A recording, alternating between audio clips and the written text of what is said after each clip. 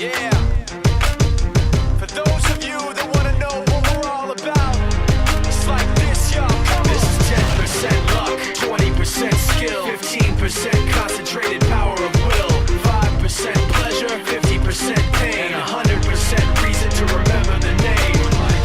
He doesn't need his name up in lights, he just wants to be heard, whether it's the beat of the mic. He feels so unlike everybody else, alone, in spite of the fact that some people still think that they know him, but fuck him, he knows the code. It's not about the salary, it's all about reality and making some noise, making a story, making sure his click stays up. That means when he puts it down, Tox picking it up. Let's go. Who the hell is he anyway? He never really talks much, never concerned with status, but still even him starstruck. Humble through opportunities given despite the fact that many misjudge him cause he makes a living from writing raps. Put it together himself, now the picture connects, never asking for someone's help or to get some respect.